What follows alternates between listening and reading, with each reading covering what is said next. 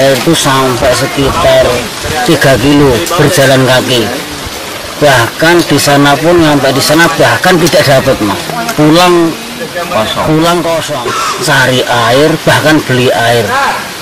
Masalah air sini betul-betul. Bahwa daerah Paranggupito secara umum kita lihat gambarnya seperti tampak di layar itu. Ini yang mendapatkan dari Paranggupito ya, dari Pak Kiai Slamet, fosil dari apa yang namanya? Ada tali tarik mantel, ada harness, ya kan, ada jumar, ada scroll, itu jadi emang siapin semua kan, semua disiapin.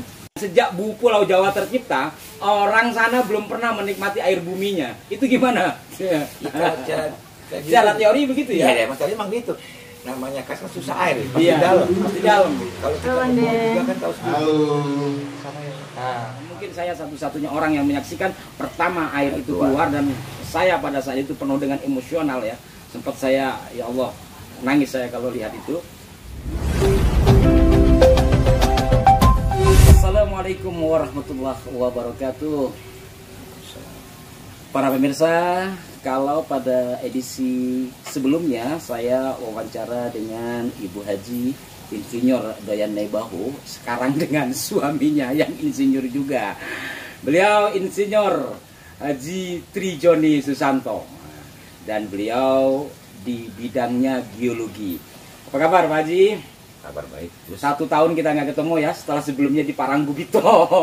iya kan? Kita di Paranggupito kan 19 Desember 2024. Kemarin, iya, ya. Sekarang 2025 Januari.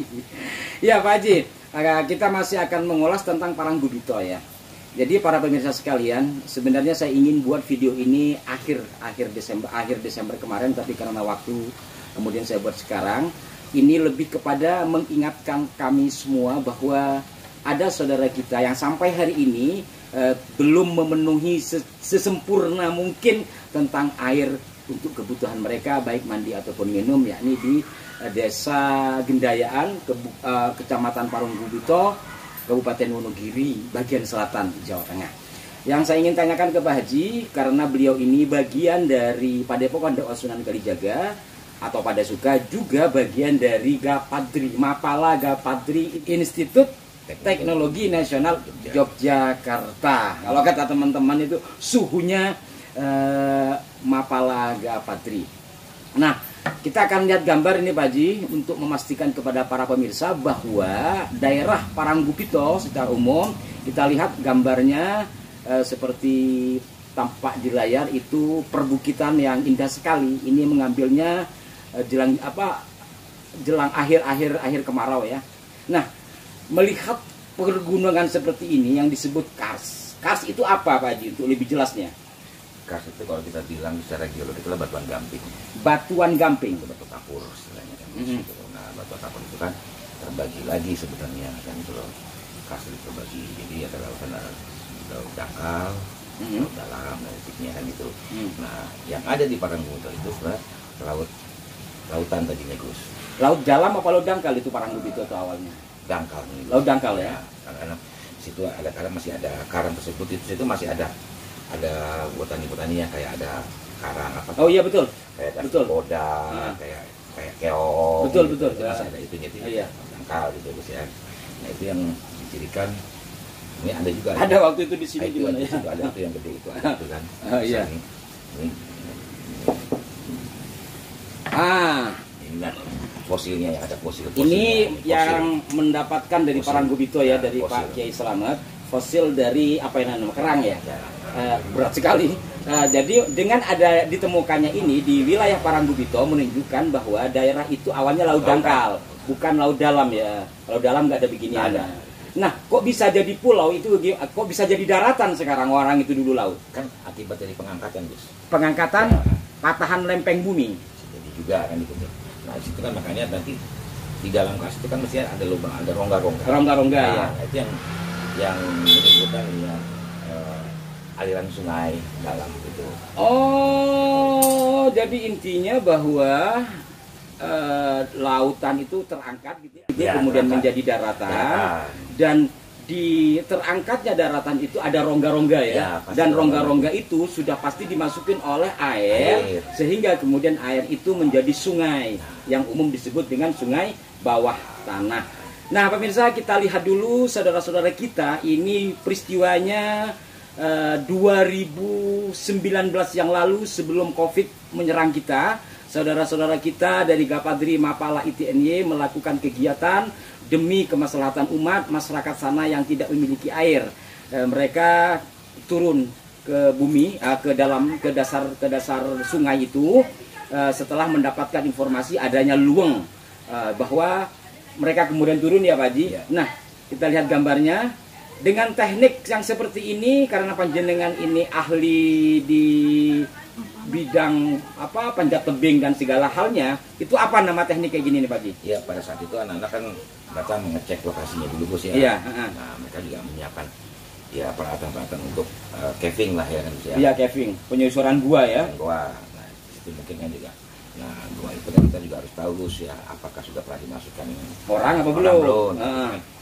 Ya ada gas-gas lah yang istilahnya. Iya, yang harus kita dihindari ya. Makanya mereka masuk dulu. Itu ada tali tarik mantel, ada harness, ya kan, ada jumar, ada scroll, gitu. Jadi emang siapin semua kan, semua disiapin. Nah mereka kan turun dengan tali tarik mantel. Jadi teman-teman, ini dia proses masuk ke dalam sungai bawah tanah di Gua Jomblang. Medannya cukup sulit, tapi debit airnya besar. Jadi kami akan mengukur debitnya. Ini ada di bawah pit 3 sebelum masuk ke sungai bawah tanah.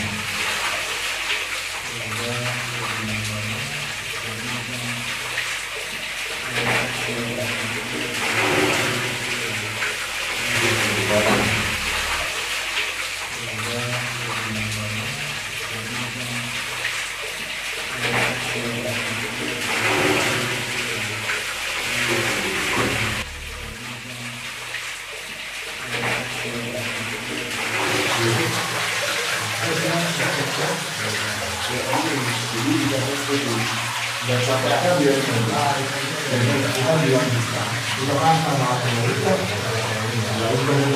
Kita kan nggak pemetaan, kita hanya mengukur Kamera letak. Siapa pembawa membawa air itu dengan kamera. Karena 1 meter tinggi itu 1000 liter. Halo Bang Deng. halo. Halo. Bentuknya Bang. Ada sang di bawah itu, Harus pakai alat selam. harus pakai alat selam kita masuk, tapi kaki dimasukin dari radiator itu hampir 2 meter itu free. Ini tingginya segimana Bang? Coba berdiri dulu Bang. Tingginya 80 80. cm. 0,8. Coba kalau lo mau nunjukin bisa masuk ke dalam. Dari sini aja.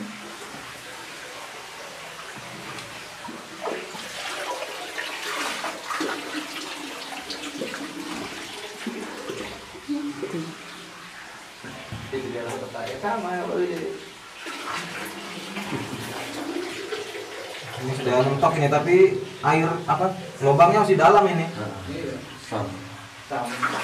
Oh iya Bang, besar banget ini Bang. Bang, ini kayaknya ada udara deh Bang di dalam. Ada udara. Berani ya menyelam. Kita dapat spot dulu. Berani gak menyelam? Berani lah. Nanti nggak ada oksigen dalam situ. Aku juga udah Pompa yang akan kita taruh, kita pasang frame, nanti pompanya akan ditutup di sini sama situ. Terus kemudian pompa plan kedua di bawah sam itu. Di bawahnya di sebelah sini benar. Kita taruh di bawah 2,5 feet sama itu. Nah, Pak Haji, alhamdulillah ya, saya adalah satu di antara orang yang menyaksikan, dan mungkin saya satu-satunya orang yang menyaksikan pertama air itu keluar, dan saya pada saat itu penuh dengan emosional ya. Sempat saya, ya Allah, nangis saya kalau lihat itu. Lain kesempatan aja lah. Intinya begini, Panjenengan akhirnya kan datang ke sana ya, akhirnya datang ke sana karena beliau ini punya tugas di luar pulau, sehingga datang ke daerah Ngejering Gendayaan Paranggubito itu setelah air naik ya, alhamdulillah ya. Sebelum naik dan sudah naik ya. Sedih juga Gus, karena kan yang namanya ekstrakurikuler di kampus itu kan dengan peralatan seadanya saja. Iya betul. Seadanya saja. Saya nyaksikan itu. Jadi pinjam kali sana, pinjam kali sini, akhirnya alhamdulillah sampai terjadinya keluar air lah sampai itu ya, kita berusaha mendapat bantuan dari Jarum. Alhamdulillah juga terima kasih Pak Budi Darmawan dan Jarum Foundation ya. Itu pun juga alhamdulillah. Dan Pak Haji, itu daerah kalau menurut panjenengan sejak Pulau Jawa tercipta, orang sana belum pernah menikmati air buminya. Itu gimana? Ya, Secara teori begitu ya? Iya, masalahnya emang gitu. Namanya kas kan susah air, pasti dalam. Kalau kita ngebor juga kan tahu sendiri. Patah. Aku udah kalau tahu. ngebor itu kan paling tidak bitnya berapa kali bit kan. Iya. Gitu, Dan bor ada gitu. mata bor yang Ya, patah beberapa kali. Jadi emang susah. Dan sekarang itu kan masih gamping plastik atau gamping non plastik. Jadi kan Sudah keras banget. Kan, Saya lihat banget itu. Kayak gini aja, ini luar biasa kerasnya. Jadi ya terima kasih Pak Haji, ini kilasan saja dari perjalanan kami, mudah-mudahan di lain kesempatan nanti kita ngobrol lagi, yang pada intinya bahwa secara teori geologi masyarakat Gendayaan dan sekitarnya bahkan mungkin separanggubito itu sejak Pulau Jawa tercipta mereka belum pernah menikmati air buminya sendiri Ya. karena mereka menggunakan tada hujan, kalau kemarau beli. Terutama yang di Gendayaan itu.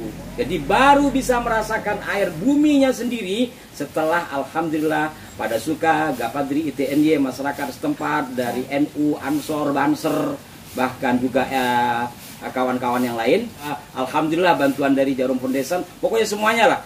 Air itu terangkat, saya alhamdulillah menjadi saksi pertama naiknya Ustadz Wiyanto atau Kiai Kotak, luar biasa di dalam memperjuangkan ini. Sampai sekarang masyarakat di desa tersebut sebagiannya telah merasakan air buminya sendiri. 11 dusun tambahan, sebelumnya kan sudah ada beberapa dusun, 4 dusun, hampir tambahan 1 desa. Semoga ini terus berkembang dan berkembang. Ya, terima kasih Pak Haji. Terima kasih para pemirsa, mohon doanya selalu agar kegiatan sosial ini bisa terus berjalan dan diridhoi oleh Allah Subhanahu wa taala. Mohon maaf jika ada kekeliruan. Wassalamualaikum warahmatullahi wabarakatuh.